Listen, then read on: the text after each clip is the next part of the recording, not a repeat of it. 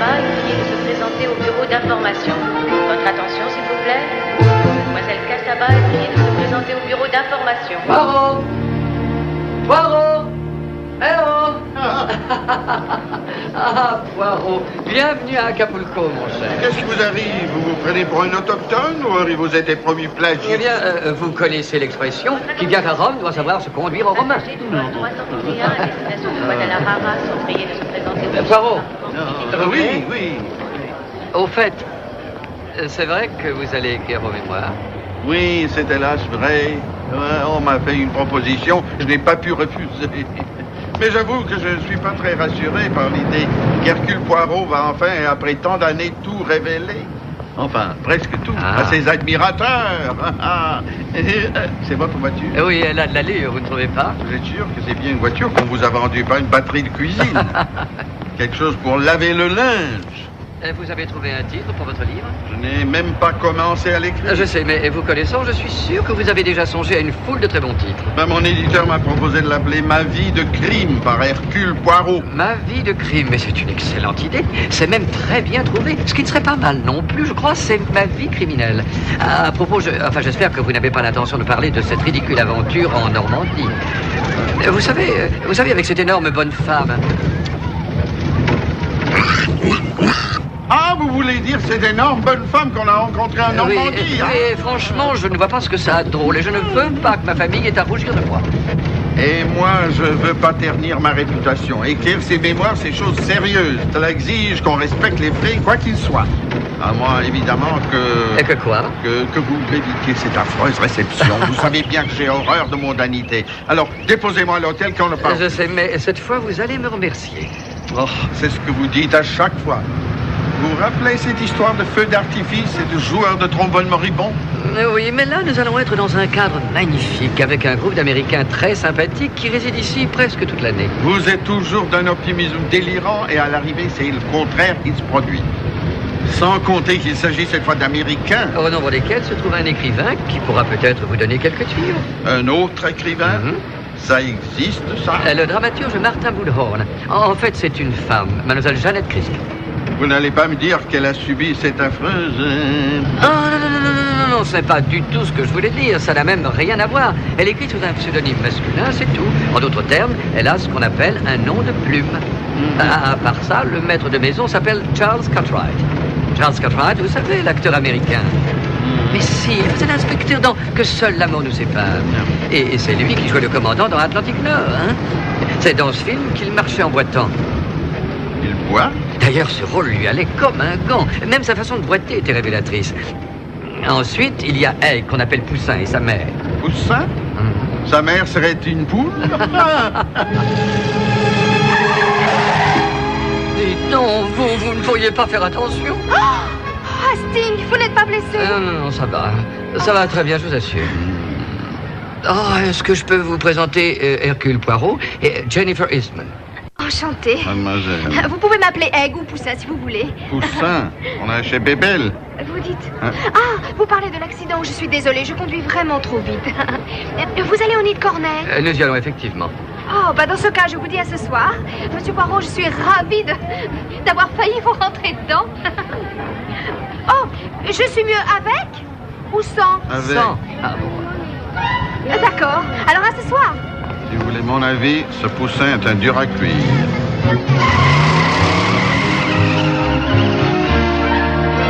Je suppose que vous l'avez trouvé dans le nid de Corneille. non, le nid de Corneille est la propriété de Charles Cartwright. C'est là que nous allons séjourner. Charles a décidé de quitter le show business il y a environ un an pour se retirer dans cette propriété. Qu'il appelle en toute modestie son cottage. Apparemment, sa carrière d'acteur boiteux a été des plus payantes. Ah oui.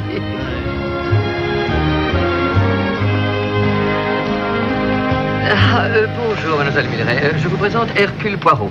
Mademoiselle Milleray, la secrétaire de Charles. L'assistante de Charles. Oui, bien sûr, excusez-moi. Mes hommages, madame. Mademoiselle, Miguel va vous montrer vos chambres. Ne faites pas attention, elle est un peu susceptible. Hein. C'est habla le français? Tant pis, allez. Après vous.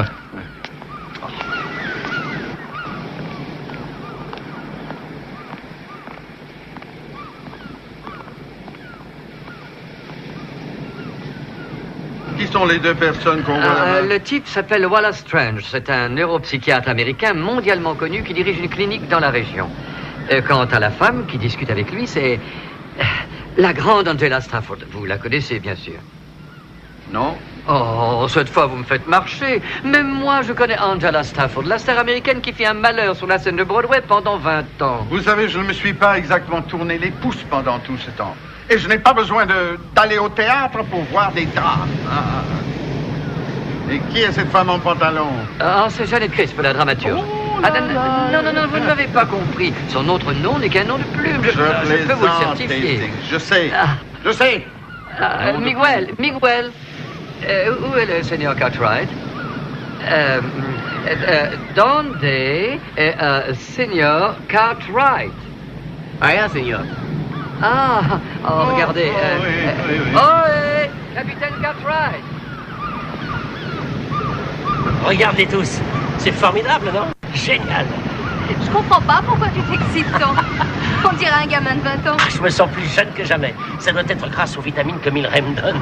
Ou grâce à tes fréquentations. Si tu veux mon avis, c'est plus que probable. Vous savez ce qui me dépasse dans toute cette histoire? Non. Eh bien, c'est que Charles se soit adapté à sa condition de retraité. Oui. J'ai toujours pensé qu'il se battrait comme un lion jusqu'au bout. Cette propriété n'est pas exactement l'enfer sur terre. Vous savez, ici, on ne manque absolument de rien. Bien sûr, mais je m'étonne qu'il ait pu renoncer si facilement au théâtre, au cinéma, sans parler de ses magnifiques propriétés en Californie, à Paris. Et à New York. Et à New York. Ah, ça, c'était une maison. Vous ne la connaissiez pas? Oh, que si. Nous l'avons décorée ensemble. Je vous demande pardon. À l'époque, je jouais dans Vie privée à Broadway. J'avais Charles pour partenaire. Ah, je suis vraiment confus de cet oubli. Oh, ce n'est rien, Wally. On oublie ce genre de choses si vite. Peut-être vous, madame, mais pas tout le monde. Qui est la belle séductrice qui est avec lui? Ah, c'est la fille de Daisy Eastman. On la surnomme Poussin. Elle sera là ce soir. Là voilà votre réponse, docteur, au mystère de la bonne adaptation de Charles à sa condition de retraité. Ah non, vous voulez dire cette fille? Oh, ça m'étonnerait. Oh, ce n'est qu'une enfant.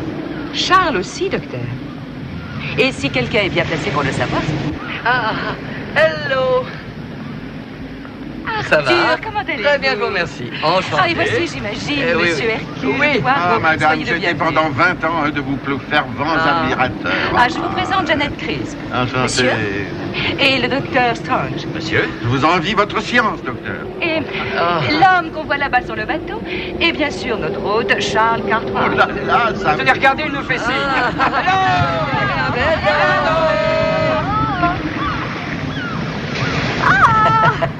Ce garçon en gris, c'est Wally. Et la femme qui est à côté de lui, c'est Angela. Angela Stafford? Tu verras, elle est charmante et très drôle. À côté, c'est Atkins. Et l'autre, c'est le grand Poirot. Et qu'est-ce qu'il a fait, ce type, pour être grand? Ce type, comme tu dis, est le détective le plus célèbre du monde.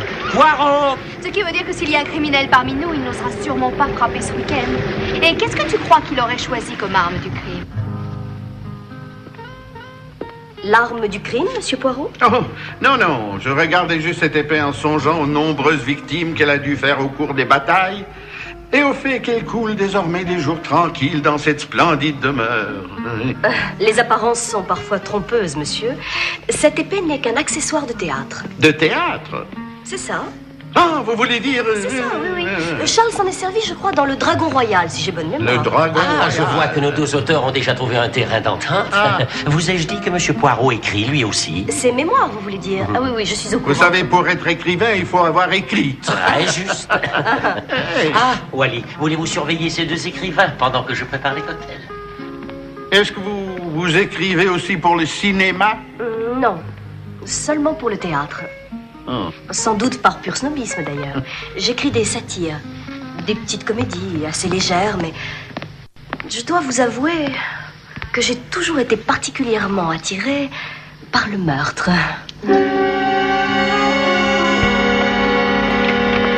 Enfin, vous voilà.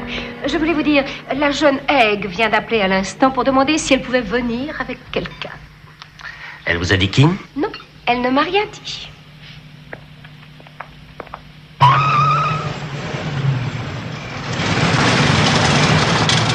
En fait, dans certains cas, ce sont les aventures qui viennent au-devant des gens, et non le contraire. Tenez, par exemple, un homme pourra aller dans les contrées les plus reculées sans que jamais rien ne lui arrive, alors qu'un autre, simplement, en traversant la rue, se trouvera mêlé à un hold-up ou un accident de la route, ou même à un crime. Et vous pensez naturellement que j'appartiens à cette seconde catégorie? Là, d'après ce que j'ai pu comprendre, Monsieur Poirot, vous n'êtes pas le genre d'individu à courir après les crimes lorsqu'ils se produisent. Ça, c'est très vrai. Vous devriez leur parler du joueur de trombone. Ou de l'énorme bonne femme en Normandie. Ah, voilà l'Aceman. Ah, bonsoir.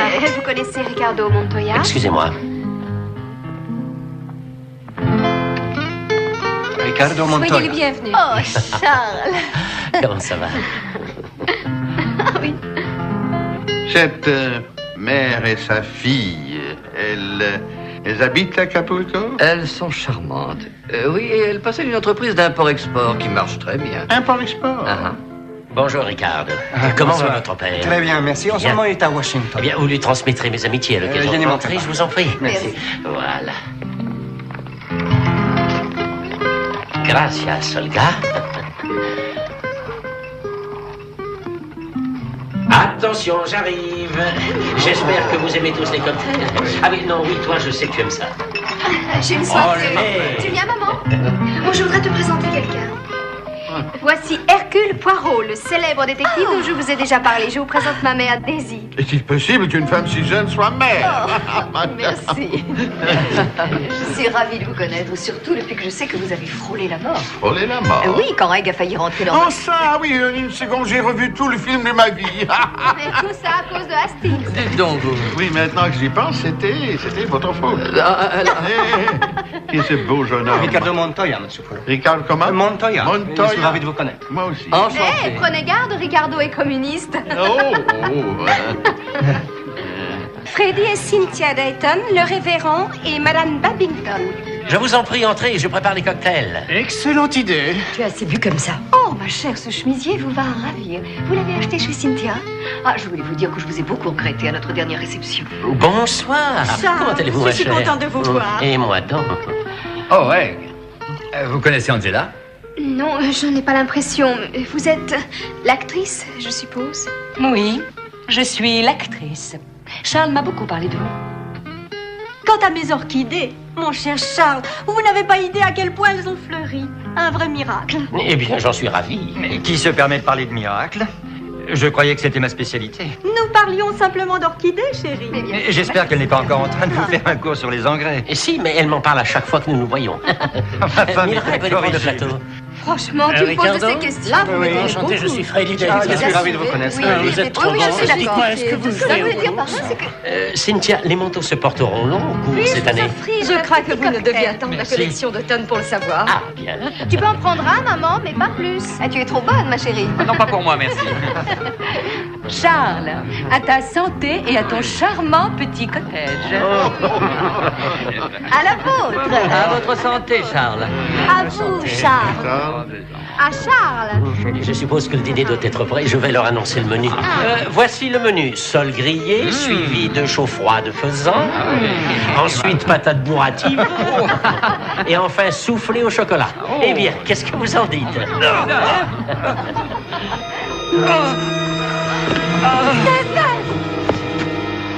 Non, ne le touchez pas, laissez-moi faire.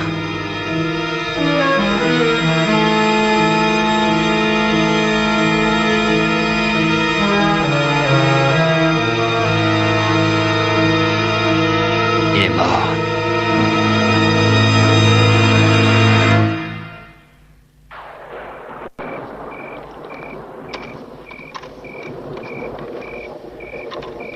Je viendrai vous voir demain matin, d'accord? Je suis sincèrement désolé. Vous voulez bien la raccompagner? Oui, bien sûr. Allez, venez.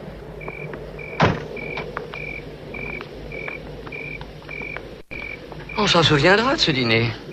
Quand je pense que nous n'avions même pas été présentés. Oui, la mort a été très soudaine. Monsieur Poirot? Nous aimerions vous parler un instant. Très bien. À vous aussi, Hastings. Oh oui, bien sûr. Par ici, messieurs.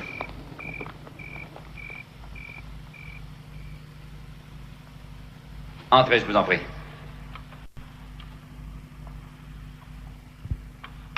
Merci, messieurs. Je vous en prie. Charles est extrêmement bouleversé. Par la mort du révérend, je veux dire. Je m'en doute, cette mort est tout à fait fâcheuse. Et le malheureux a dû souffrir, à en juger par son expression. Vous aviez déjà vu quelqu'un mourir de cette façon, Wally? Non, jamais. Mais en tant que neurologue, je n'ai guère eu l'occasion de voir des gens mourir. Le docteur Vega a sûrement davantage côtoyé la mort que moi. Vega? Oui, le médecin qui était là ce soir. Ah oui. Wally, il n'était pas là au moment du décès. Il n'a donc pu que supposer qu'il était mort d'une attaque. Vous avez une autre hypothèse à nous proposer, Charles? Un meurtre? C'est une possibilité, non? Non. Et comment l'assassin s'y serait-il pris, selon vous, en versant quelques poisons invisibles dans son cocktail? Il n'y a pas de quoi rire, c'est moi qui ai préparé ces cocktails. Que pensez-vous de la thèse de Wally, Poirot? Logiquement parlant, elle est invraisemblable. Assassiner quelqu'un à l'aide d'un cocktail me semble extrêmement difficile, pour ne pas dire impossible. Pourquoi? Pourquoi? Comment un meurtrier aurait-il pu savoir qu'il allait prendre justement ce verre-là parmi une multitude de verres semblables, lesquels allaient être distribués au hasard? Non. D'ailleurs, quel aurait été son mobile? Pour quelle raison voudrait-on assassiner un vieux clergyman inoffensif? Non. À moins qu'il n'ait secrètement possédé quelque fortune. Oh, tout au contraire. Enfin, je ne pense pas. Excusez-moi, mais l'argent n'est pas l'unique mobile possible.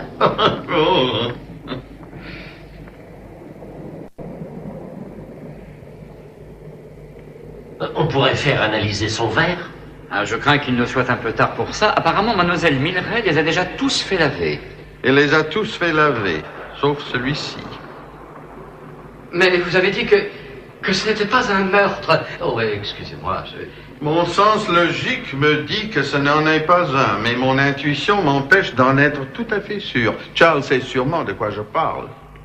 Et je pense comme lui qu'il serait bon de faire analyser ce verre. Cela dit...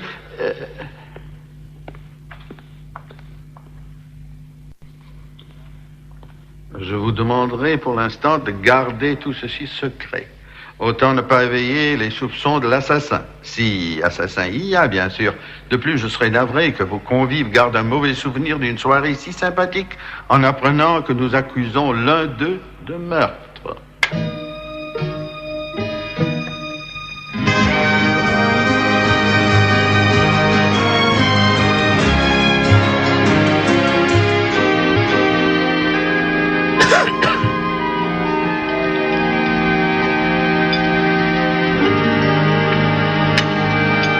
Que tu te sens bien?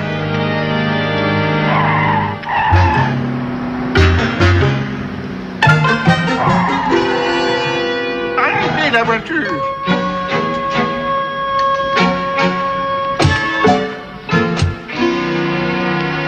Ah, Poirot. Bonjour. Le secret a été éventé. Milred a dit à tout le monde qu'un verre avait disparu. Alors, cette analyse. Oui, on a trouvé quelque chose, monsieur. Y a-t-il ou non un assassin parmi nous? Non, rien de particulier. Le labo n'a rien trouvé dans le verre du révérend autre que du gin et du vermouth. Évidemment qu'il n'a rien trouvé. Cette hypothèse était absurde. Il est temps qu'on parte, tu ne crois pas?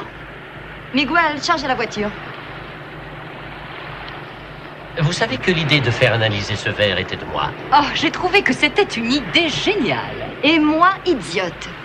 Et lequel d'entre nous était le meurtrier, d'après vous, monsieur Poirot? Il n'y a pas eu de meurtre. Mais enfin, que dit le rapport du médecin qui l'a examiné? Que le décès est dû à des causes naturelles, rien de plus. Vous comptez faire une autopsie? Ah, je t'en prie, Egg. J'espère que vous êtes fier de vous, Cartwright. C'est vous qui lui avez mis ces inepties dans la tête. Le meurtre était possible. Qu'est-ce que vous voulez dire? Que l'un de nous aurait pu tuer ce vieil homme? Non. Je ne suis pas d'accord. Moi non plus. Merci de votre hospitalité, Ouais. Charles. Je ne me suis pas ennuyée une seconde. Tu as raison. Ricardo, vous êtes prêt? Charles, merci pour Ça fut un plaisir. Quand vous aurez un moment passé le voir, D'accord. n'est-ce pas? Au revoir, Daisy.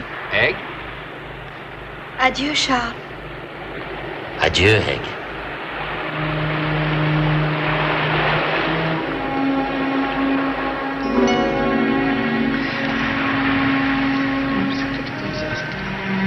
C'est précisément ce que je craignais. Moi aussi.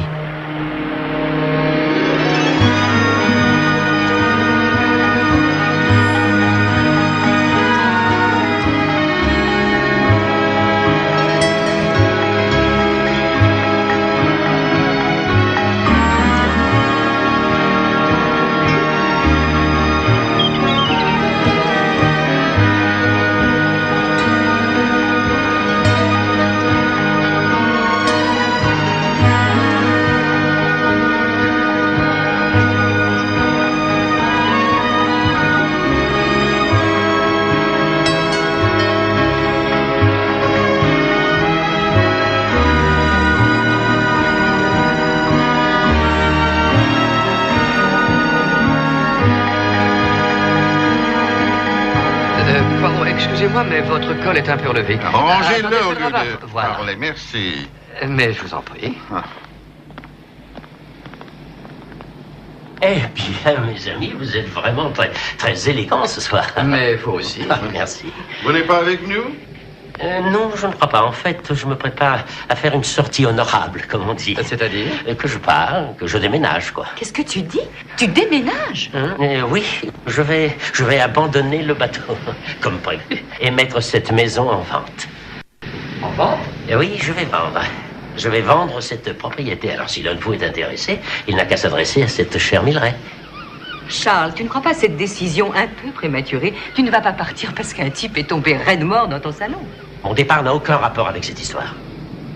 Et même s'il y en a un, je ne le connais pas. En fait, j'ai simplement envie de partir. D'arrêter les frais. Charles, où comptez-vous trouver refuge cette fois? Je ne vais trouver refuge nulle part. Je me casse, c'est tout. C'est mon droit, non? Bonsoir. Bonsoir.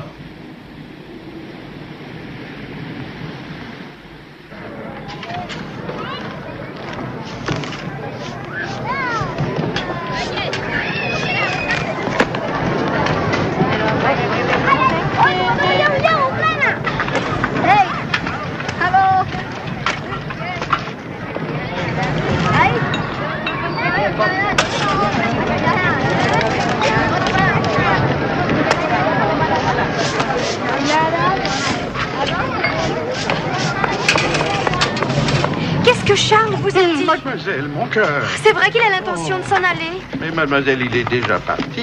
Oh, Eh mais où oui. ça? Loin Je ne d'ici? sais pas, sa décision était si soudaine, si... Angela, je suis sûre qu'elle y est pour quelque chose. Non, impossible. Je lui plaisais pourtant, j'en suis même Je pense certaine. que, effectivement, vous lui avez plu. Et que vous lui plaisez toujours, sans aucun doute. Mais alors pourquoi il est parti comme ça, sans même me prévenir? Il a dû croire que c'était mieux ainsi. À cause du meurtre de Babington. Mais oui, c'est évident. Ce meurtre a dû le bouleverser.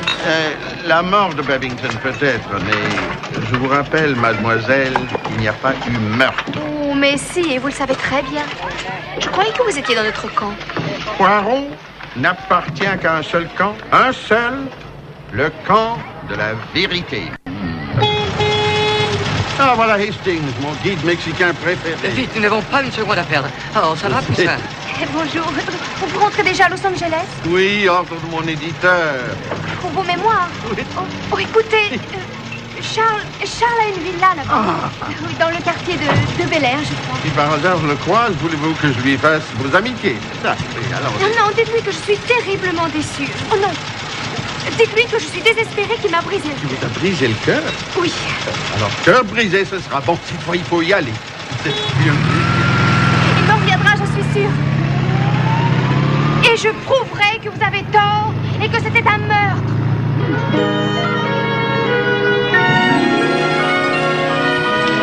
Los Angeles, 2 semaines plus tard.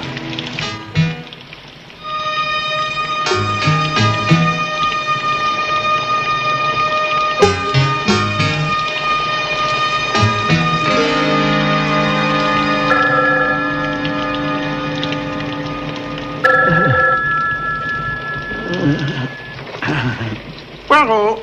Bonjour, monsieur Poirot. C'est Poussin. Hastings voudrait vous saluer. Oh là, amigo, on est le bouquin. Le bouquin, vous dites à Hastings que j'écris tellement que j'en ai des crampes au poignet.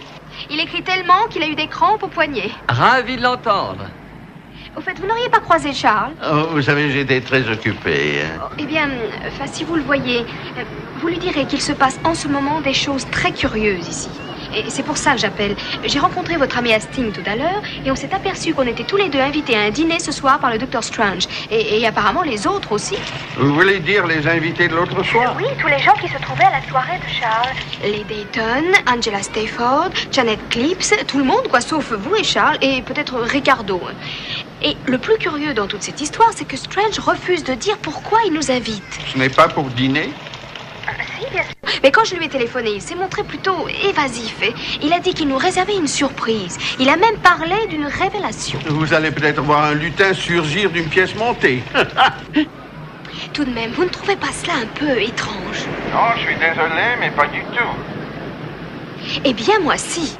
Et je me demande s'il n'a pas découvert le mobile. Enfin, je veux dire le mobile du meurtre. Il ne peut pas y avoir de mobile puisqu'il n'y a jamais eu meurtre. À présent, vous voudriez bien m'excuser, mais j'ai un livre à écrire et je travaille si dur que je n'arrive même plus à fermer l'œil. C'est affreux. Avec ça, vous ferez mes amitiés à notre ami le plagiste mexicain. Allez, au revoir. Au revoir. Oh là là.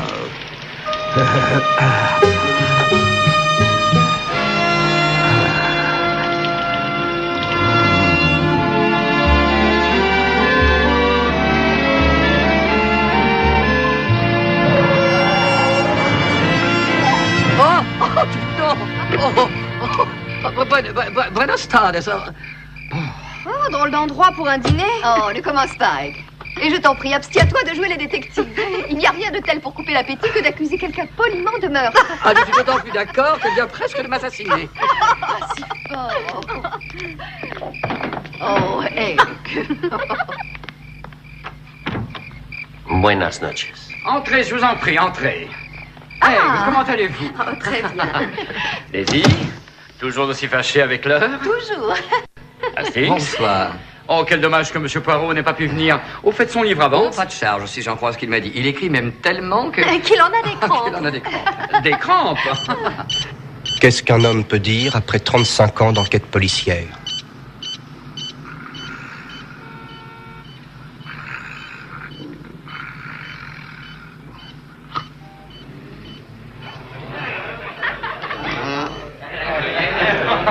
Merci. Je crois bien que je n'ai jamais eu aussi peur de ma vie que dans cette voiture. Non, pas pour moi, merci. Oh, je sais que ma fille est un vrai danger public en voiture, mais je n'ai jamais peur avec elle.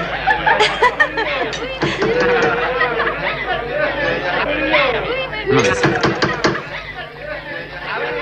Eh bien, allez donc voir qui est là. Si.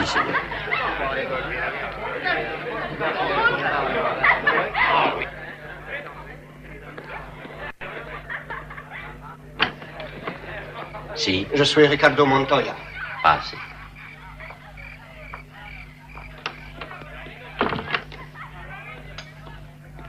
Un momento, por favor.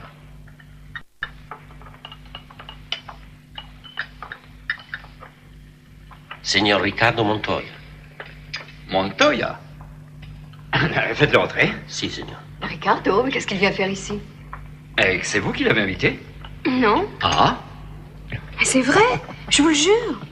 Mais non, On va je bien vous voir assure. ce qu'il dit. Bonjour tout le monde. Ricardo, quelle bonne surprise. Je vous demande pardon de cette intrusion, mais je viens d'avoir un accident à 2 pas Je d'ici. vous en prie, je serais très heureux de vous avoir parmi nous. Rosa, apporte une chaise pour Monsieur Montoya. Je vous remercie. Un accident, mais Et qu'est-ce qui vous est qu'est-ce arrivé? Oh, rien de bien grave. J'ai embouti le devant de ma voiture. Je n'arrive plus à la faire démarrer. Vous ne faisiez que passer par là, je suppose. C'est ça, je ne faisais que passer par là. Excusez-moi, mais la clinique appelle à propos de Madame Rusbridger. Madame Rusbridger.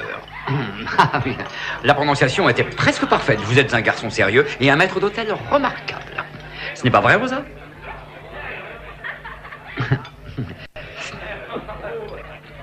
Je vous prie de m'excuser.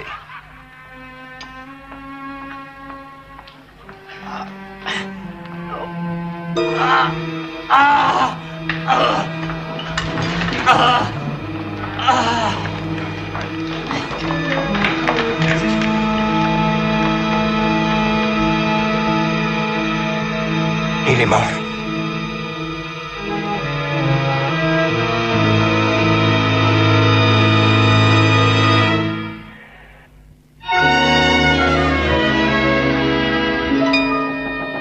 Oh non. Ah, j'ai pourtant mis ne pas déranger. Ah, non, c'est vous. Vous n'êtes pas malade? Non. Pourquoi ne répondez-vous pas au téléphone? Je l'ai débranché pour pouvoir travailler. Mais j'ai cru que vous étiez mort. Désolé de vous avoir dérangé. Merci beaucoup. Poirot, c'est affreux. Pourquoi pensiez-vous que Ça j'étais s'est mort? reproduit. Cette fois, c'est Wally. Wally est mort.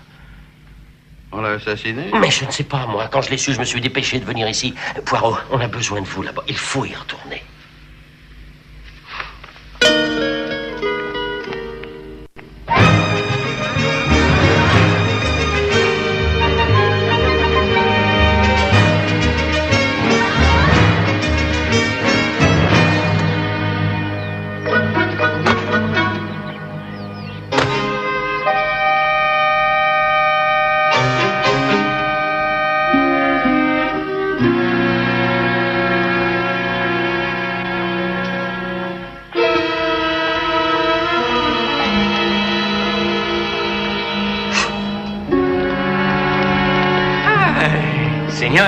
Je suis le colonel Matteo et c'est pour moi un honneur de faire votre connaissance. Merci. J'ai une grande admiration pour votre talent, Seigneur Carlos. Gracias, merci. Ainsi que pour le célèbre Hercule Poirot.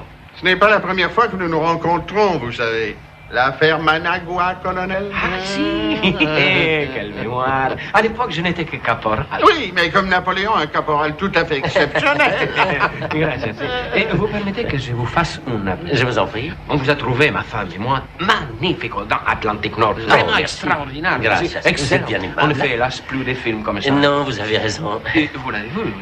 Un film étonnant, d'une rare qualité. Si. Et pour quand les prochains films? Oh, pas avant un bon moment. Dommage. J'en suis sincèrement navré. Oh, il n'y a pas de quoi. Et je les suis aussi de vous rencontrer dans de telles circonstances. C'est vrai, c'est affreux. Très Affreux. triste. Vous étiez un ami de Dr. Strange. Oui, nous étions amis.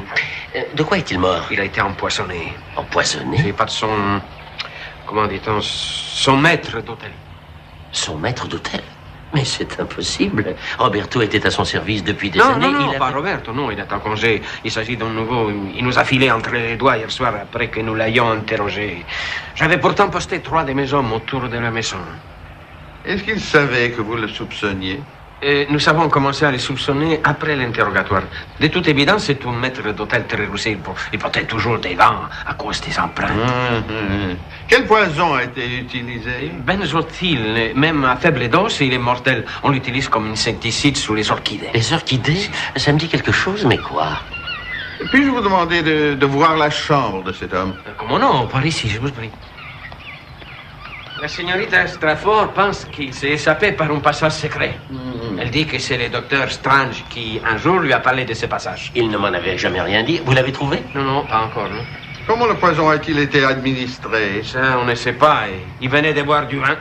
Mais l'analyse de son verre n'a rien donné. Exactement le même scénario que pour Babington. Ah, Babington, si. J'ai entendu parler par cette femme qu'on appelle Egg. Oui. Oui. Mais ce doit être une coïncidence. Vous-même, vous avez conclu à une mort naturelle. Rien n'affirmait cette thèse. Comme vous les voyez, le maître d'hôtel, il a emporté toutes ses affaires.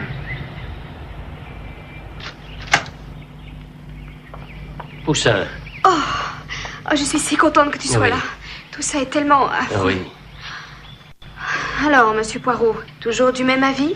Vous faites allusion, je suppose, à la mort du révérend Babington. Je faisais allusion à son meurtre.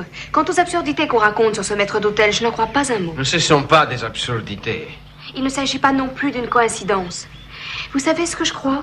Je crois que si le docteur Strange a invité les mêmes personnes, c'est parce qu'il soupçonnait l'une d'elles d'être le meurtrier de Babington. Ah, ce n'est Et pas que du c'est tout parce qu'on voulait impossible. l'empêcher de parler qu'il a lui-même été assassiné. Muchas gracias. C'est le journal du docteur Strange. Il a écrit que quelques lignes pour hier. Dîner ce soir, j'espère que tout ira bien. Je suis inquiet à propos de M. Tout cela me dit rien de bon. Je peux jeter un coup d'œil? Si. Inquiet à propos de M. Qui cela peut-il être? Ricardo Montoya a bien fait intrusion au cours du dîner. Oui, Absolument. c'est exact. De même que Carlo Morales. Qui? Carlo Morales. Le maître d'hôtel.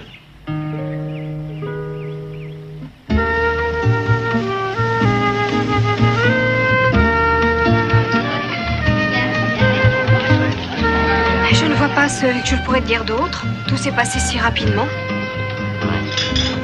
Mais comment était Wally? Est-ce qu'il avait l'air nerveux, préoccupé, d'humeur irritable, ou bien est-ce que... Oh non, non, rien de tout cela. En fait, il m'a paru d'excellente humeur et à un moment, il a même plaisanté avec son maître d'hôtel, Carlos Morales. Wally plaisantait avec un domestique? Alors, c'est à peine vraisemblable. Quand exactement? Après que Carlos lui ait dit qu'on le demandait au téléphone, un appel de la clinique psychiatrique, au sujet de Madame Rush Bridger. Madame Rush? Oui, je m'en souviens parce que Wally l'a taquiné à propos de sa prononciation. Après, il lui a dit « Vous êtes un maître d'hôtel remarquable », enfin, quelque chose comme ça. Curieux. Cette attitude ne lui ressemblait guère. C'est quel nom déjà? Madame Rush Bridger, je Rush crois. Bridger. On pourrait peut-être essayer de la voir. Ensemble? On forme une belle équipe à nous deux. Très juste.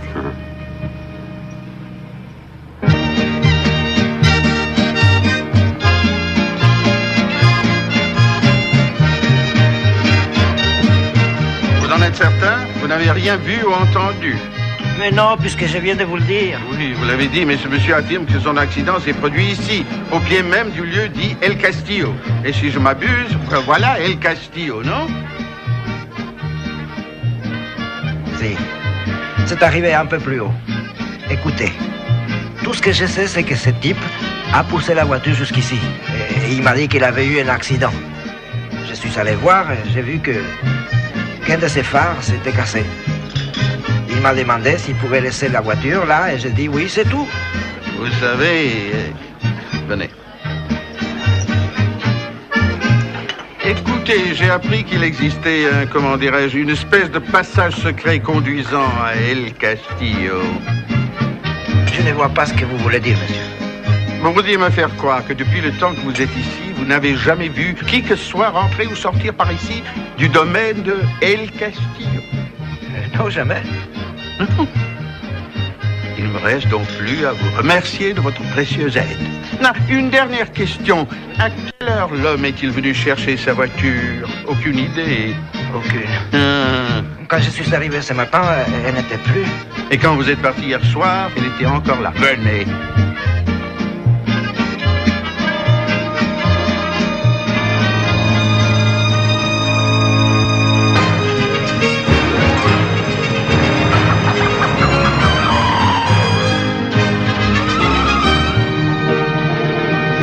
Si tu veux, je peux prendre le volant. Non, non, ça va.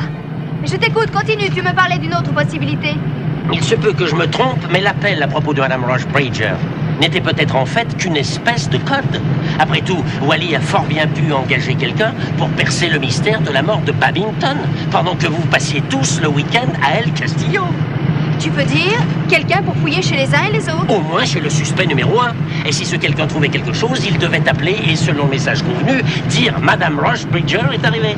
Carlos lui transmet le message et Wally, fou de satisfaction d'avoir percé le mystère, hein, et très fier de lui, dit à Carlos Morales « Vous êtes un maître d'hôtel remarquable ». Qu'est-ce que tu en dis? Comment expliques-tu qu'il est disparu? Ah oui, pourquoi a-t-il disparu? Ah oui, je sais, parce qu'il a un casier et qu'il a peur. Non, je ne sais pas. Ce n'était qu'une hypothèse.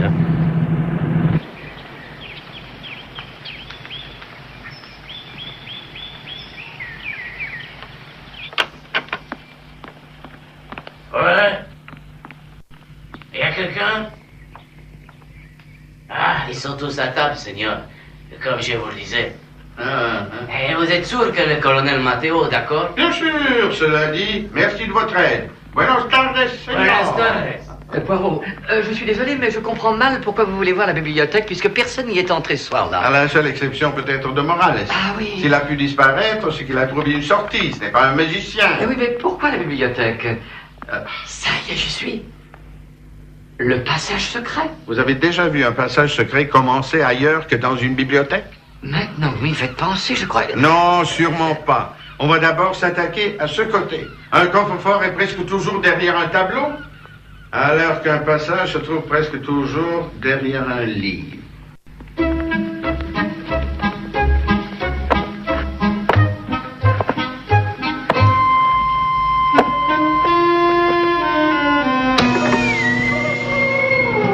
Hastings, qu'est-ce que vous avez touché? Oh mon Dieu. Après vous, je vous en prie. Chaque fois qu'il y a du danger, vous montrez une politesse irréprochable. Vous êtes trop aimable. Vous avez un problème.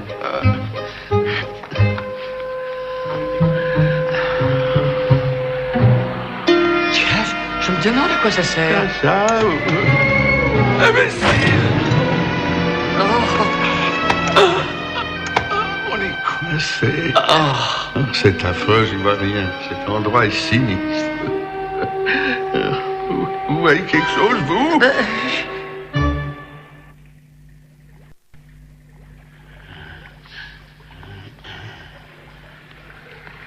Faites attention.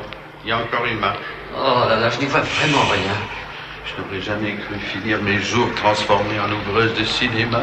Oh, vous avez vu ces tuyaux? Oh mon Dieu. Espérons qu'il n'y a pas de fil à haute tension. Non, ça a l'air d'aller. Ça, c'est le bouquet. Ça me fonctionne. Non, il n'y a rien à mon faire, Dieu. il va falloir faire demi-tour. Oh, excellente idée. Après vous, je vous en prie. Ah, cette politesse. C'est toujours la même chose avec vous. Je me demande s'il y a des rats ici. Je ne veux plus entendre un seul mot sortir de votre bouche. Vous n'entendez pas un seul. C'est quand même pas ma faute si... Oh, qui m'a dit que cette fois-ci ce sera différent, que nous allons rencontrer des gens sympathiques, intéressants, américains. C'est vous. C'est bien la dernière fois que je vous écoute. Vous entendez la dernière fois. Est-ce que vous rendez... Ah, il me semble que quelqu'un vient. Il vous semble, voilà. Un triple idiot.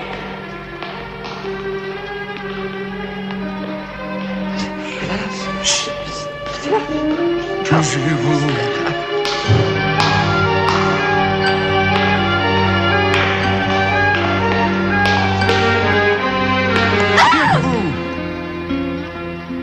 Rosa.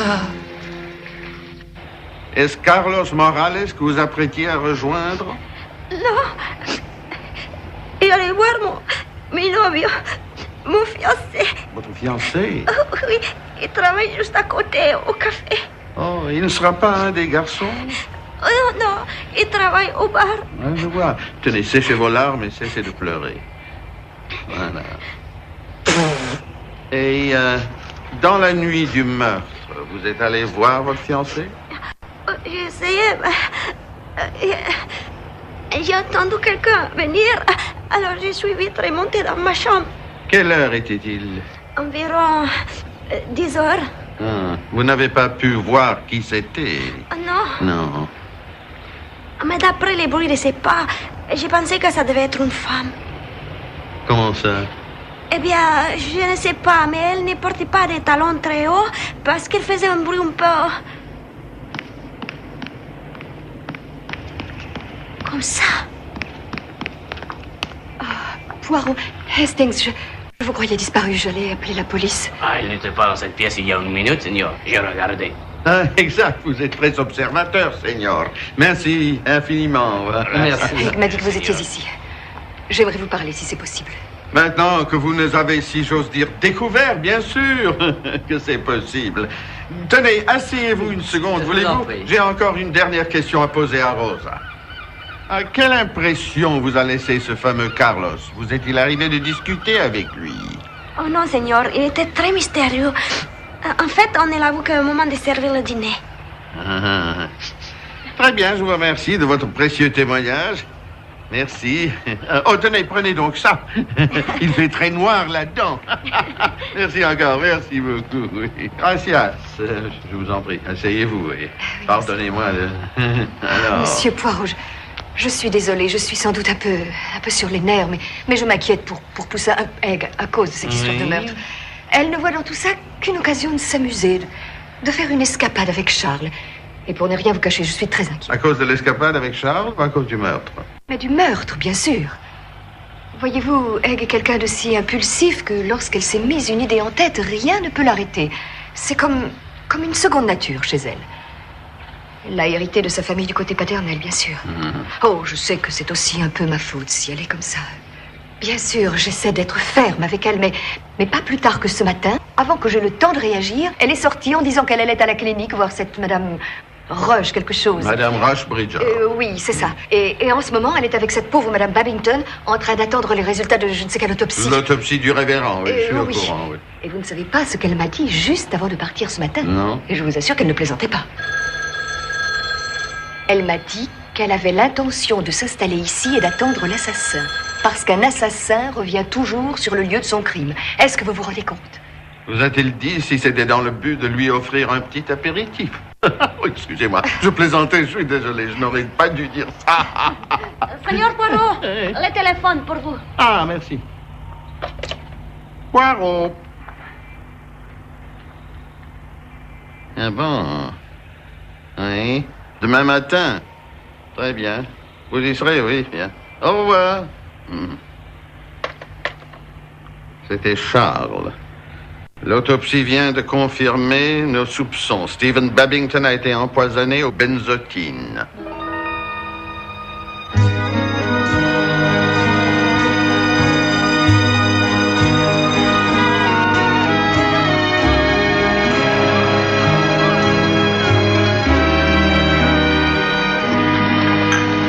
verres sont bien ceux qui ont servi l'autre soir, Miss Milray. C'est exact. Et vous êtes, mademoiselle, la dernière à avoir eu ces verres en main. Mais avant de cela, personne n'a pu verser du poison dans le verre de Babington. Non, personne. Sauf Madame Babington. Madame Babington? Mais ce que vous dites est affreux. Vous ne croyez tout de même pas que c'est elle qui a fait... Non, je réfléchissais tout haut. Si seulement le Dr Strange avait pu être tué le premier, on pourrait faire quelques hypothèses. Pourquoi cela? Parce que nous pourrions trouver le mobile. Qui pourrait en vouloir à ce vieil homme? À point de le tuer, tandis qu'un médecin, c'est différent, à cause du secret professionnel, ou bien encore du pouvoir qu'il a de faire interner les gens, de les isoler, s'il estime qu'ils représentent un danger pour eux-mêmes ou pour la société. On pourrait ainsi trouver bien des raisons pour tuer un célèbre neurologue. De toute façon, Wally ne pouvait pas être la première victime. Oui, voulez-vous m'expliquer pourquoi exactement? Il ne buvait jamais de cocktail. Il en avait horreur. Il avait horreur de cocktail? Oh, quel cercle de nœuds. Mais qu'est-ce que vous notez? Il n'y a rien à noter. Comment stupide. En tout cas, ce qui me paraît évident, c'est que ces crimes sont les deux versants d'un seul et même crime. Si on veut éclairer un versant, on doit d'abord éclairer l'autre. Et par conséquent, je ne sais pas. Je ne sais vraiment pas. Et maintenant, qu'est-ce qu'on fait? Je suis ouvert à toute suggestion, mademoiselle. On pourrait toujours se scinder en plusieurs groupes et s'interroger mutuellement sur un mode amical, bien sûr. À nous tous, on finirait peut-être par percer ce mystère. Excusez-moi, mais n'est-ce pas plutôt le rôle de la police? Oh, je t'en prie, pour une fois qu'on a l'occasion d'enquêter sur un vrai crime, on ne va pas refuser. Et puis n'oublie pas, toi aussi tu fais partie des suspects. De même que nous tous.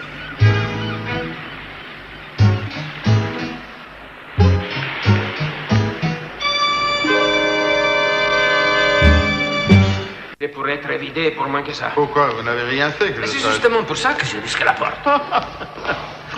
Dites-moi, puisque vous êtes si certain que l'un de ces invités est l'assassin, pourquoi ne pas les rassembler et les interroger un par un, non? La seule chose dont je suis certain, mon ami, c'est que le meurtre de Babington n'a pas été commis de façon délibérée. Quant à convoquer tous les sujets, il sera toujours temps de le faire plus tard.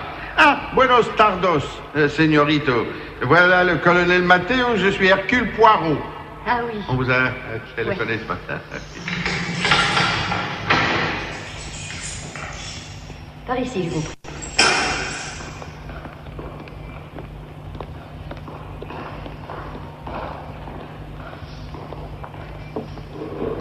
Madame Rushbridger.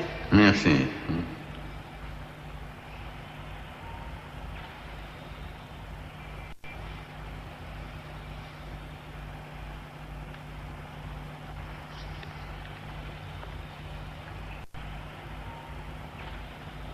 Lui arrive-t-il d'être lucide? Très rarement. Elle est atteinte de stupeur catatonique. C'est une forme de schizophrénie. Est-ce que c'est vous qui avez téléphoné au Dr Strange l'autre soir? Oui, monsieur. Ah. La question que je vais vous poser peut peut-être vous surprendre, mais y avait-il quelque chose dans ce que vous avez dit au Dr Strange qui aurait pu l'amuser? Non, rien. Encore une petite question.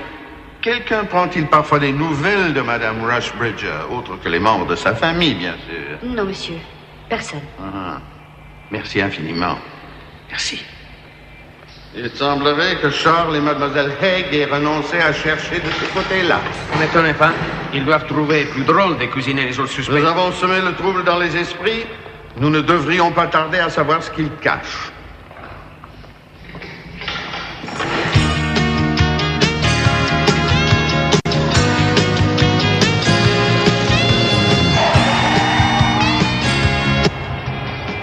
On y est, à vous de jouer.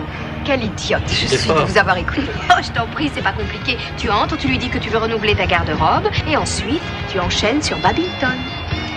C'est pour toi que je m'inquiète. Dayton n'a pas bonne réputation. Ne t'en fais donc pas, je vais le voir à son yacht club. Debout, allez. Courage.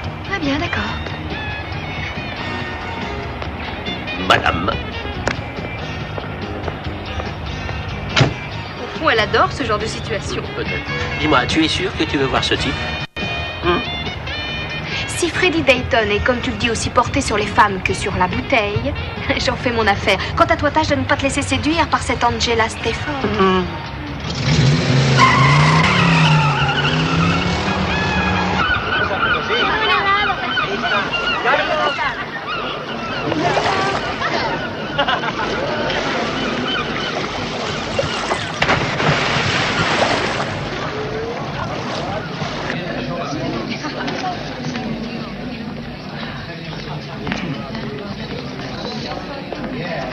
Monsieur, une jeune femme demande à vous parler.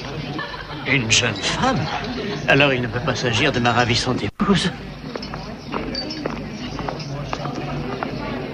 Eh bien, voilà. Oh, quelle charmante surprise. J'espère que je ne vous dérange pas, moi. Non, non, pas du tout. Alors, qu'est-ce que je peux faire pour vous? C'est Charles qui m'a conseillé de m'adresser à vous. Voilà, il s'agit de ma mère. Enfin, pour être tout à fait franche, c'est de moi dont il s'agit. En ce moment même, maman est dans votre boutique avec l'intention de renouveler ma garde-robe. Elle n'a pas l'air de se rendre compte que financièrement parlant, nous sommes un peu gênés. Et à tel point que j'envisage sérieusement de travailler. Non. Et si... Et comme je me suis toujours beaucoup intéressée à la mode, j'ai pensé que... Bien sûr, avec plaisir. Plaisir. Et asseyez-vous. J'allais justement nous commander quelque chose. La coupe en est très simple, mais c'est un modèle très élégant, vous ne trouvez pas? Oui, c'est vrai, il est ravissant. Et Dieu sait qu'un peu de simplicité ne ferait pas de malheur. À propos, vous êtes au courant pour ce pauvre Babington? Des résultats de l'autopsie, je dis. Oui, je le sais. Vous le connaissez depuis longtemps, je crois. Non. Mais vous l'aviez déjà rencontré. Je crois même que c'est lui qui nous l'a dit. Non, je ne l'avais jamais vu de ma vie. Vous devez confondre avec quelqu'un d'autre. Ah! Pourtant, j'éprouve une certaine reconnaissance pour lui et le Docteur Strange. Ah oui? Pourquoi? Mais parce que tant que l'enquête n'est pas terminée, j'ai autant de chances que les autres invités d'être l'assassin. Ce qui fait que je reçois constamment d'affreuses bonnes femmes qui viennent ici uniquement pour se donner des frissons. C'est idiot, non? Oui. Qu'un pasteur se fasse assassiner, c'est complètement invraisemblable. Mais un médecin, c'est tout à fait différent. Oui, effectivement. Pour commencer, ils ont trop de pouvoir. Boucler un type et le priver de tout. Et ils appellent ça une cure. Là, je suis pas prêt de la faire, leur saleté de cure. Et je me fiche de ce que ma femme pense. J'imagine qu'elle vous en parle assez souvent. Je donnerais cher pour savoir ce qu'ils font dans leur merveilleuse clinique psychiatrique. C'est justement ce qu'ils veulent. Vous voulez dire Strange et votre femme? Et d'autres. Tous ceux qui m'espionnent comme celle qui a une tête de lapin. Celle qui écrit des pièces. Je voudrais bien savoir ce qu'elle fabriquait dans ma chambre l'autre soir. Le soir du meurtre? Elle fouillait dans mes affaires. C'est vrai qu'on dirait une fouine. Vous en avez parlé à la police? La police? Que j'en parle aux flics? Vous ne l'avez dit à personne? J'ai dit quelque chose d'idiot? Vous avez été envoyé par quelqu'un.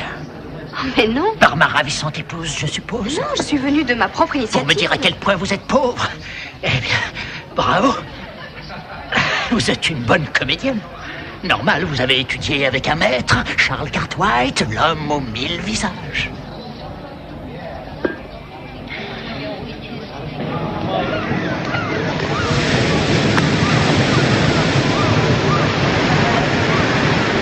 Si je comprends bien, tu es même allé jusqu'à dresser la liste de tous les suspects? Oh, Charles, tu ne crois pas que tu prends ça trop au sérieux?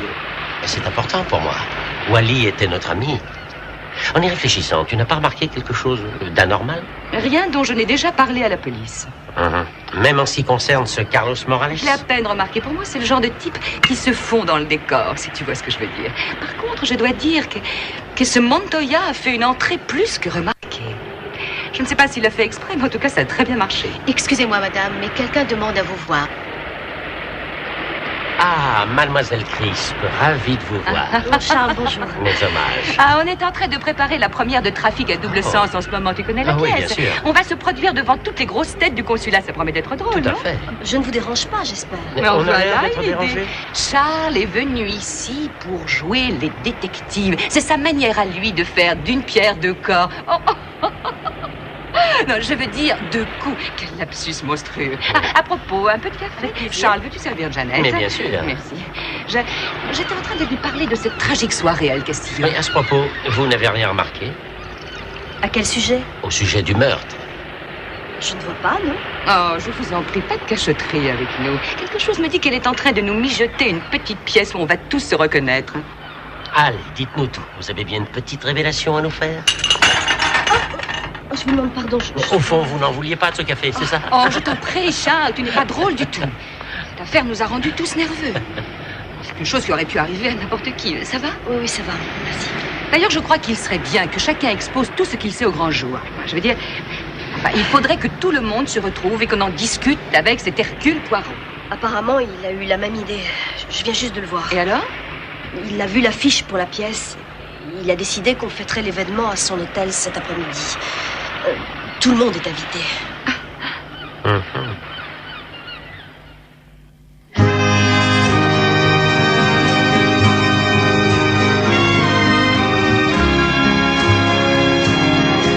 Je propose de porter un toast à Madame Stafford et à Mademoiselle Crisp avec qui elle a travaillé à cette merveilleuse pièce que j'en suis sûr va faire un vrai malheur. Car je sais que nombreux seront ceux qui iront voir ce chef-d'œuvre.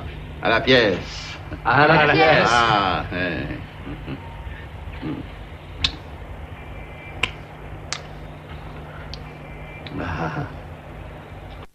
Pourquoi ne buvez-vous pas? Écoutez, nous venons de boire et nous ne sommes pas morts, que je sache. Je ne crois pas, non. Bien sûr que non. Ces verres ne contiennent rien d'autre que quelques bulles et du jus de raisin. C'est tout. Je peux vous le garantir. Hercule Poirot vous en donne sa parole. Votre parole me suffit. Ah, Charles, je savais bien que je pouvais compter sur vous. À toi, Egg. Merci. Charles, à la pièce. À la pièce. Ah, vous avez remarqué à quel point le champagne fait tomber la tension. Vous avouerez que nous avons quelques raisons d'être méfiants, après tout ce qui s'est passé. Oui. Et si vous nous disiez maintenant la vraie raison de cette petite réunion? Allez, un petit effort, Monsieur Poirot. Ah.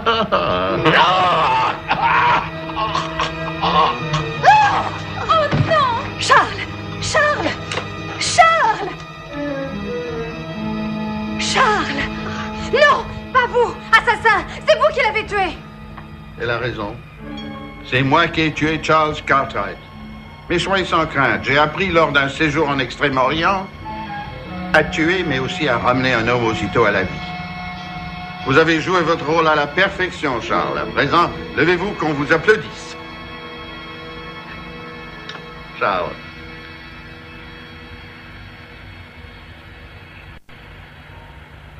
Charles. Poirot. Vous êtes un drôle de numéro. Ben ça c'est malin. Tu devrais avoir honte. Tu n'es qu'un monstre. Ce que tu as fait est inqualifiable. On n'exagère pas tout de même. Non, je vous en prie, Charles, il n'y est pour rien. Je suis le seul responsable. J'avais en effet besoin de cette petite démonstration pour m'éclaircir sur un point bien précis. Je le suis. Il s'agissait de prouver que les yeux d'une dizaine d'individus, c'est-à-dire 20 yeux, sont incapables de fixer deux directions opposées à la fois. Et qu'est-ce que ça prouve? Pensez-vous, madame, que si quelqu'un avait versé du poison dans ce verre et que par la suite la police l'avait fait analyser, qu'il y aurait trouvé du poison? Non, madame. Il n'y aurait rien trouvé parce que ce n'est pas de ce verre-ci que Charles s'est servi, mais de celui-là. Pendant que vous étiez tous là, à vous affairer autour de Charles, j'en ai en effet eu le temps d'échanger les verres, sans qu'aucun de vous s'en rende compte. Ce qui prouve que c'était possible, et c'est ce que l'assassin a fait à 2 reprises. La première fois au nid de Corneille, et la seconde au lieu dit El Castillo. Vous savez donc aussi qui est l'assassin? Non, pas encore. Mais ce que je sais, c'est qu'il peut de nouveau sévir, et ceci à tout moment. C'est pourquoi, si parmi vous, quelqu'un possède une information que je n'ai pas déjà sur l'un ou l'autre de ces 2 meurtres, je lui demande de se manifester et de m'en faire part sans plus tarder. Je lui demande instamment. Et croyez-moi, je ne plaisante pas.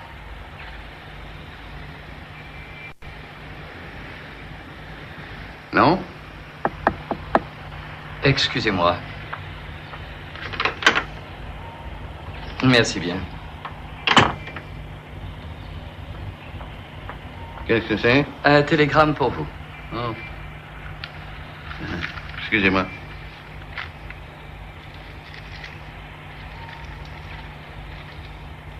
Désire vous voir le plus vite possible. Stop. Importante révélation à vous faire sur la mort du Dr. Strange. Signé Margaret Rushbridge. Margaret M. Je suis inquiet à propos de M. N'est-ce pas ce que Wally a écrit? Oui, effectivement. Charles, vous deviez, je crois, aller la voir. Hastings, vous allez mettre le colonel Maté au courant et ensuite vous accompagnerez Très Charles bien. à la clinique. Merci beaucoup. Et vous restez? Moi, je ne peux hélas pas bouger. Cette affaire est devenue d'une telle complexité que mon devoir est de rester ici et de réfléchir.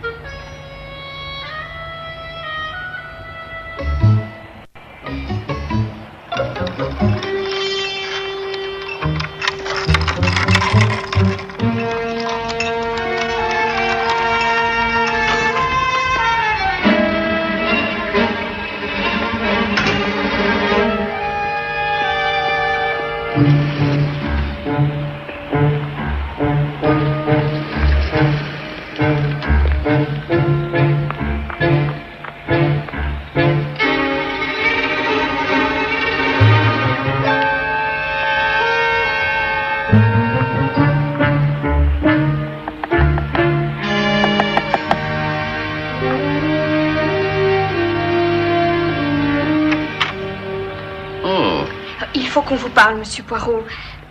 Ricardo a un aveu à vous faire. Un aveu? Entrez.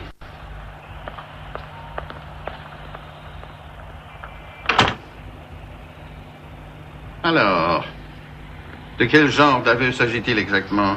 Pas du genre que vous croyez, Monsieur Poirot. Je ne suis pas l'assassin. Mais j'ai décidé, sur le conseil de Haig, de vous faire part de certaines informations. Je ne veux qu'approuver votre conseil, mademoiselle Haig. Mais pourquoi devrais-je penser que c'est vous l'assassin? À cause de la façon dont il a fait intrusion à El Castillo. Et en fait, c'est le docteur Strange qui a imaginé toute cette mise en scène. Oui, il m'a écrit en me demandant de simuler l'accident et de venir ensuite à El Castillo. Il a dit qu'il préférait ne pas me dire pourquoi par écrit, mais qu'il s'expliquerait plus tard. Et bien sûr, il vous a jamais rien expliqué. Non, puisqu'il est mort avant. Il est mort, évidemment. Vous avez conservé la lettre? Non. Il m'a demandé de la détruire. Oh, il vous a demandé de... Ce n'est pas tout. Continue, Ricardo. L'autre soir, après que le colonel Matteo m'ait interrogé, il devait être 10 heures. Oui. En allant prendre mon par-dessus, j'ai rencontré mademoiselle Crisp. Elle cherchait son châle, son écharpe, je ne sais plus. Oui. Enfin, bref, j'allais enfiler mon par-dessus quand quelque chose est tombé d'une des poches. Et qu'est-ce qui est tombé d'une poche? En fait, je ne l'ai pas moi-même vu tomber. Mais qu'est-ce que c'était? Elle l'a ramassé et ensuite elle me l'a tendu. Et il s'agissait d'une coupure d'ional, un article sur l'effet mortel du benzotine. À mon avis, c'est elle qui l'a glissé dans sa poche. D'ailleurs, rappelez-vous, Freddy Dayton aussi l'a vu rôder à travers la maison ce soir-là. Je vous parie que c'est elle l'assassin. Mais pour quelle raison aurait-elle assassiné le révérend Babington? Elle le voyait pour la première fois. Quant à Strange, elle ne le connaissait pas davantage. Non. Mais c'est peut-être une malade qui en veut aux hommes. Qu'elle soit intelligente n'implique pas qu'elle soit équilibrée. Je vous en prie. Au contraire, non? Oh, excusez-moi. Poirot. Attends, pas si vite, Hastings. Quoi? Oh là là. Oui, non. Un vieil... Oui, je vois. Et quoi d'autre? Bien entendu. Eh bien, tout à l'heure. Merci de m'avoir prévenu. Au revoir.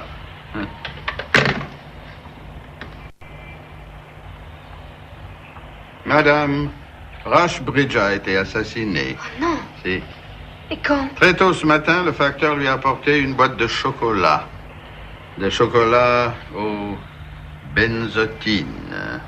Est-ce qu'elle a pu dire quelque chose? Non. Je crois que c'est probablement parce qu'elle n'a rien dit qu'elle allait être assassinée. Mais comment cela? Je ne comprends pas. Moi non plus. Et pour le télégramme? Le télégramme aurait, selon Hastings, été apporté par un jeune gamin à qui il avait été remis par un vieil employé de la clinique qui aurait vu tomber de haut d'une fenêtre un message entouré d'un billet de 500 pesos et qui, voyant cela, aurait proposé au gamin d'échange d'une petite commission de porter le télégramme. Je suis navré, mais je ne vois pas en quoi cela vous choque.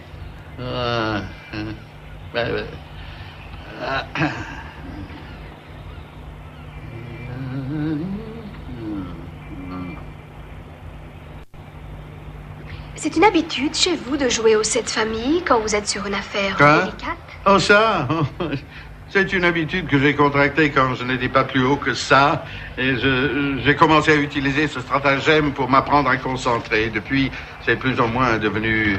Qu'est-ce que Monsieur Mugg dit de toutes ces... Monsieur Mugg, le laitier qui faisait ding-ding. Encore un souvenir d'enfant. Vous savez que Charles s'appelait Muggins et non Cartwright avant de devenir acteur? Charles s'appelle en réalité Muggins, vraiment? Quelque chose me dit qu'il devait aussi lui ressembler. Oh. Au fait, il a une idée sur l'assassin? Aucune, en tout cas pas que je sache, mais... Eh ben, qu'est-ce qu'on fait maintenant? Je suis navré de me montrer si peu sociable, mais j'ai vraiment besoin de me concentrer, cela plus que jamais.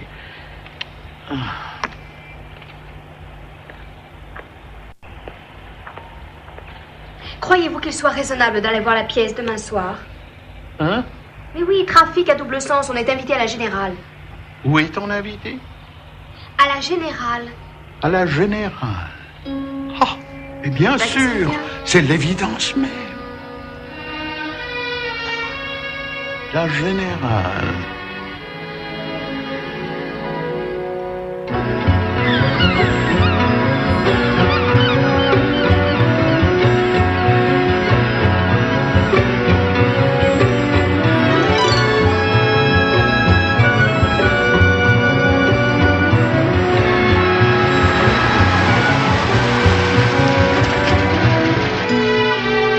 Gracias.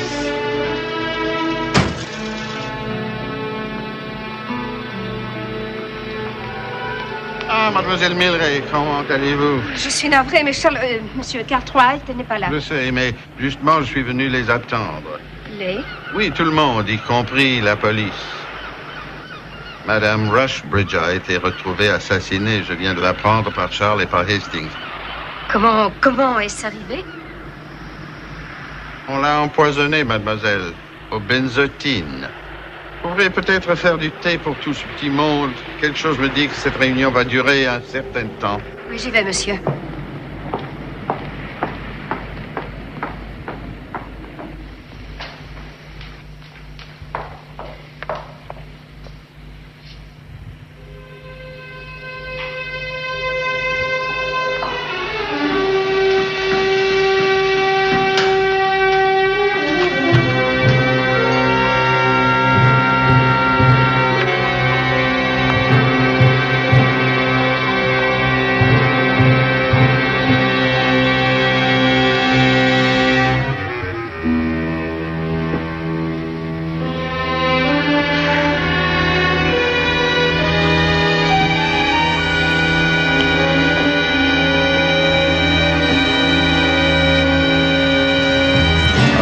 Je ne ferai pas, mademoiselle, car il s'agit là d'une pièce à conviction.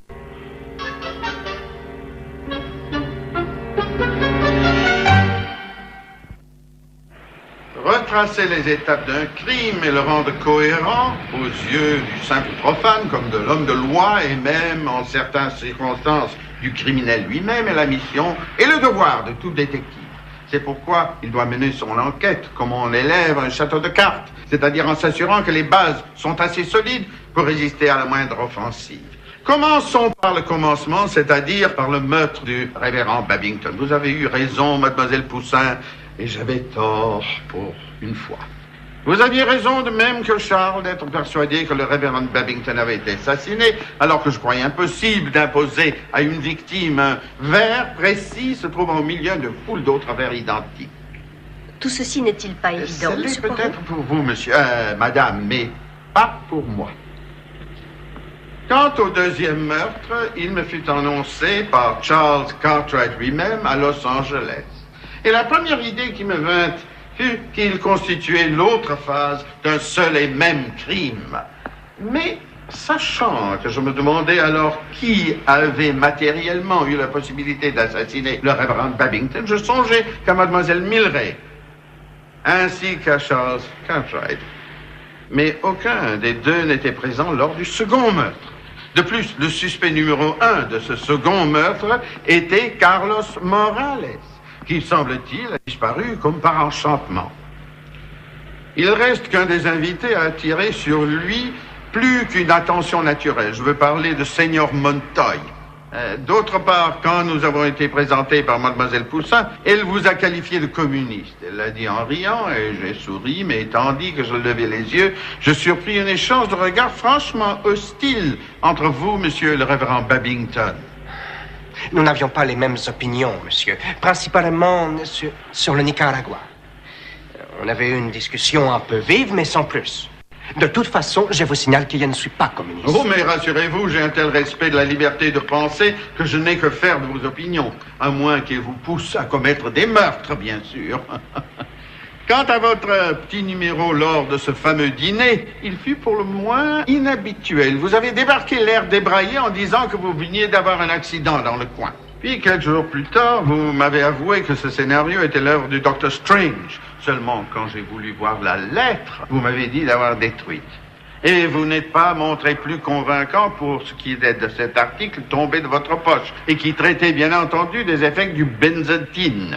Écoutez, quelqu'un l'a forcément glissé dans sa poche, on vous l'a déjà dit. Oui, quelqu'un, mais qui, mademoiselle? Mademoiselle Chris pourrait peut-être nous éclaircir sur ce point, à moins qu'elle juge tout cela trop évident. En effet, je suis assez d'accord avec vous, mademoiselle Poussin. Apparemment, tout ce que Montoy a pu dire ou faire semble un peu trop commode pour être convaincant. Pourtant, je dirais que plus une histoire me paraît farfelue, plus je suis enclin à la croire vraie.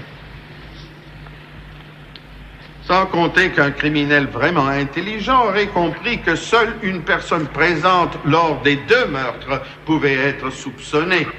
Voyons donc qui n'était pas présent lors du second meurtre. Pour commencer, je citerai bien sûr mademoiselle Milray ainsi que madame Babington. Charles est le dernier de la liste, mais non le moindre, moi-même. Il reste que parmi les gens nommés, l'un d'eux pouvait paraître absent, tout en étant présent. Et c'est ici qu'intervient le mystérieux maître d'hôtel, monsieur Carlos Morales. Un maître d'hôtel bien étrange, puisque c'est à peine quelques minutes avant le début du repas qu'il se présente pour servir. La pièce est faiblement éclairée par des bougies. Le maître d'hôtel, souffrant vraisemblablement d'arthrite, marche le dos fortement courbé.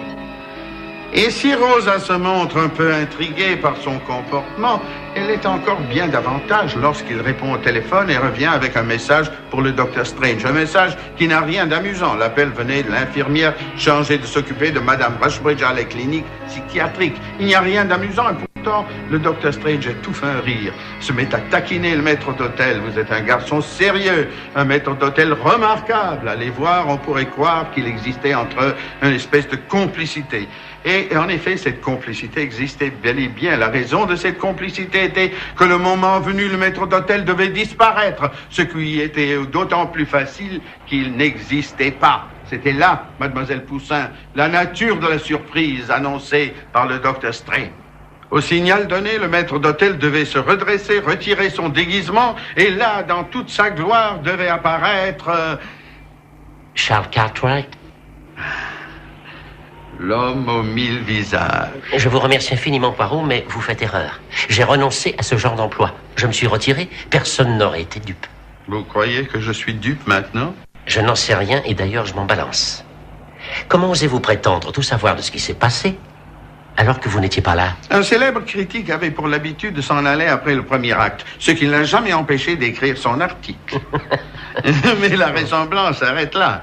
Je suis revenu à l'acte 3 pour m'assurer que ma thèse était inattaquable. Vous permettez que je contre-attaque? Bien sûr.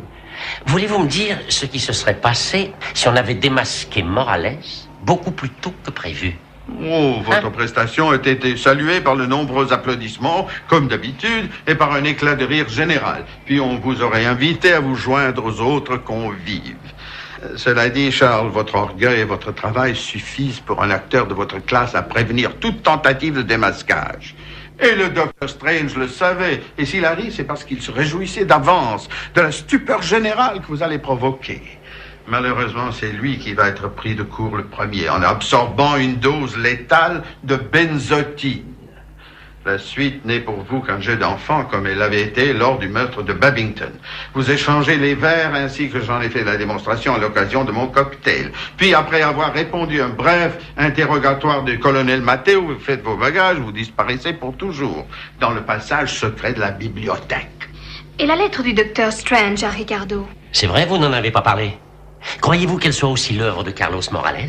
Je suis très intelligent, comme chacun sait, mais je ne suis pas voyant. Je ne peux donc pas savoir ce que vous portiez quand vous l'avez écrit, ni même lorsque vous avez glissé cette coupure de journal dans la poche de Montoya, qui bien sûr sera découverte par Mademoiselle Crisp, dont l'insatiable curiosité ne va pas sans un goût très particulier pour le meurtre. Le soir même du meurtre, alors que Rosa Sanchez est en train de quitter l'office, elle entend un bruit et court vite se cacher. En fait, ce bruit n'est dû qu'à Mademoiselle Crisp furtant dans la bibliothèque, ce qui ne fait que confirmer ce que messieurs Dayton et Montoya ont pu me dire sur sa conduite, laquelle correspond à un besoin de satisfaire son instinct de fouine. Pourtant, gardons-nous de juger Mademoiselle Crisp trop sévèrement, car de nous tous, elle est la seule à présenter pour vous une réelle menace, parce qu'elle est la seule, ce soir-là, à prêter attention au maître d'hôtel. Il a quelque chose qui lui paraît familier. Sa voix, peut-être, elle ignore ce que c'est, mais elle ne va pas tarder à le savoir. En effet, le jour de votre visite à Angela Stafford. Elle comprend à vos questions que votre but n'est pas d'aider à démasquer le coupable, ce sera trop vous demander, mais que vous êtes uniquement en train d'essayer de savoir si vous êtes vous-même soupçonné. C'est alors que survient un incident qui en soi n'a aucune signification, mais qui sera déterminant. En tendant à notre amie Mademoiselle Crisp une tasse de café, elle remarque que vous avez au poignet une cicatrice. Une cicatrice exactement semblable à celle qu'elle avait déjà remarquée sur le poignet de Carlos Morales. Ce qui prouve, Charles, qu'un déguisement n'est jamais totalement infaillible. Elle est venue se confier à moi après votre brillante prestation pendant mon cocktail, car elle était terrifiée à l'idée qu'elle pourrait être la prochaine victime. Je veux un procès en bonne et due forme. Et comme avocat de la défense? C'est vrai, je n'ai jamais joué ce rôle-là. Je peux? Permettez que l'avocat de la partie civile ajoute encore quelques mots. En fait, il a été commis 3 meurtres, et non 2. 3? Non, je n'ai pas pu commettre les 3. Madame Rushbridger? Charles, parmi l'infinité de rôles qu'il peut incarner, va cette fois choisir celui d'un vieil employé de la clinique qui va même jusqu'à donner une pièce à un gamin pour qu'il aille au bureau de poste et qui expédie un télégramme. En effet, grâce à l'intuition parfaite d'un grand acteur, il sent que le filet se resserre petit à petit sur lui. C'est alors que lui vient l'idée d'envoyer à Madame Rushbridger une boîte de chocolat à la liqueur, laquelle n'est bien sûr rien d'autre que de la benzotine. Et ceci dans le but de faire croire qu'on l'a assassinée parce qu'elle en savait beaucoup trop, alors qu'en fait, la malheureuse non seulement ne savait rien, mais aurait été bien en peine de dire quoi que ce soit. Vous avez terminé? J'ai terminé. Merci. Chères mesdames et messieurs les jurés, votre honneur, j'appelle maintenant Monsieur Poirot à la barre des témoins. C'est ça, votre célèbre claudication? Vous avez autre chose à dire à ce propos? Hein? Non, rien de bien particulier. Elle est célèbre, votre claudication. Hein? Monsieur Poirot, quels sont, d'après vous, les mobiles de ces différents crimes? Eh bien, vous deviez tuer le Dr Strange Parce qu'il en savait trop sur votre état mental. La raison officielle de votre retraite prématurée du monde du spectacle était que vous souffrez d'une certaine fragilité mentale, due au surmenage, ce qui est loin d'être la vérité. La vérité est que vous présentez une structure de personnalité psychotique à tendance paranoïaque, qui peut à tout moment entraîner chez vous des réactions violentes ou même déraisonnables. Le Dr Strange, qui vous soignait depuis plusieurs années, le savait. De même qu'il savait que la cicatrice que vous avez au poignet est due à une tentative de suicide. « Suis inquiet au propos de M », a-t-il écrit. Tout cela me dit rien de bon. Non, non, M. Margaret, Matteo, Montoya, Milleray. Au cas où vous l'auriez oublié, je vous rappelle que mon nom est Charles Cartwright. Un nom choisi pour vous par un studio qui juge à tort ou à raison celui de Edward Muggins, incompatible avec une carrière de jeune premier romantique. Il s'agit d'être logique et cohérent avec les buts qu'on se donne. Vous ne croyez pas? Et j'ai la réputation de l'être. C'est pourquoi je vous demande en quoi le meurtre de Babington est-il logique et cohérent? Excellente question. En fait, il n'est pas logique, du moins pas au sens habituel de ce mot, mais en termes de logique théâtrale, on pourrait le qualifier de répétition générale. Vous avez tué Babington, mais vous auriez pu tuer n'importe lequel d'entre nous. Vous n'avez en effet commis ce meurtre que pour des raisons purement techniques. Vous vouliez savoir si le poison marchait et s'il était possible d'échanger les verres. Et ce fut possible. Ce meurtre vous a donc servi de général à la première, c'est-à-dire au meurtre nécessaire du Dr Strange. Et si je dis nécessaire, c'est parce qu'il était le seul à pouvoir vous faire mettre à l'écart. Mais c'est monstrueux! Nous allons voir à quel point c'est monstrueux. Nous allons voir avec Mademoiselle Milleray. Excusez-moi. C'est en effet lorsque Mademoiselle Milleray a découvert dans la remise du jardinier de la benzotine qu'elle a pensé que vous pouviez être l'assassin. Et lorsque vous avez donné la brillante prestation qu'on sait à mon cocktail, il est un visage que je n'ai pas quitté des yeux au moment de votre mort, celui de Mademoiselle Milleray. Il refléta d'abord une grande émotion à laquelle succéda bientôt un profond désespoir. Était en effet déchiré entre son amour pour vous et son horreur de ce que vous aviez fait. J'ajouterai que lorsqu'elle s'est rendue à la remise, je l'ai suivie, et là, elle a tenté de faire disparaître l'arme du crime, mais hélas, elle n'y a pas réussi. Le poison est maintenant entre les mains de la police, ainsi que votre passeport qui indique clairement l'heure à laquelle vous êtes arrivé ici afin d'assassiner le Dr Strange, et que vous êtes reparti pour Los Angeles pour le premier avion afin de m'annoncer la nouvelle d'une voix cassée par la douleur.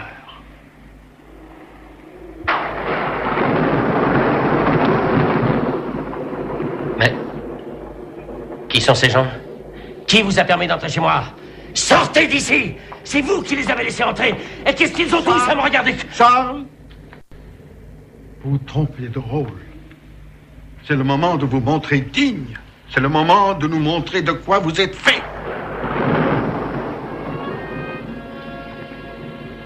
Vous voulez dire comme Sidney Carton dans Dickens, qui souriait en allant à l'échafaud?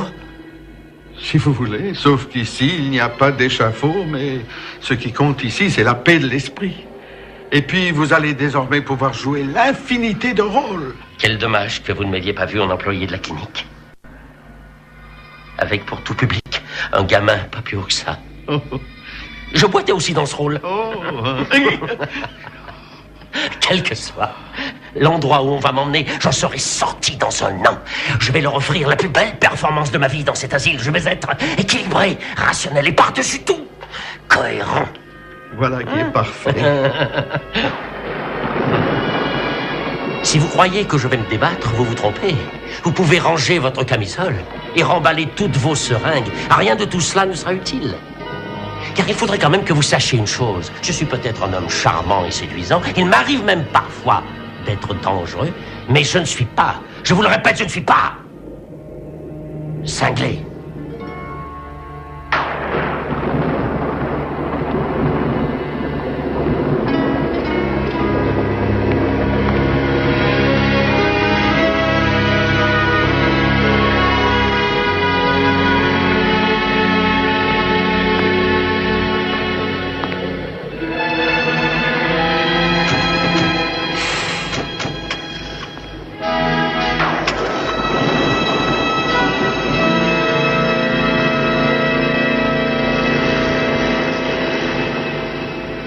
Je me suis conduite comme une petite sotte. Non, mademoiselle, comme quelqu'un de jeune. Les jeunes sont souvent fascinés par les plus vieux. Et ceux-ci le sont souvent par les plus jeunes. Ce n'est pas votre avis, camarade Montoya? Je vous en prie, monsieur Poirot. Je ne suis même pas socialiste, je vous assure. Ce que vous êtes ne regarde personne. Je te demande pardon pour ma conduite, Ricardo. Moi aussi, Poussin. Je tiens à vous féliciter, monsieur Poirot. Votre récapitulation était éblouissante et très impressionnante. Cette affaire devrait, je pense, conclure admirablement vos mémoires. Mes mémoires? Oh, j'avais totalement oublié cette histoire de bouquin. Et si on l'écrivait ensemble? Ah, je vous demande pardon? À notre époque, tout va si vite. Tantôt, je vois un mort tomber d'un placard, une minute après, un autre surgir d'un lac. À bout du compte, je n'ai plus une seconde à moi. J'ai donc besoin d'une collaboratrice qui soit dotée d'un instinct de fuite. Eh bien, qu'est-ce que vous en dites? Oh, je trouve que c'est une excellente idée. Vous êtes sérieux? Je n'ai jamais été plus sérieux. Mais j'y pense, Poirot. Qu'est-ce qui se passe encore? Je viens de me rendre compte que... Quoi? Que lorsqu'on a bu nos cocktails le premier soir, Oui. J'aurais pu mourir. J'ai une idée encore plus affreuse. À laquelle? Ça a pu être moi.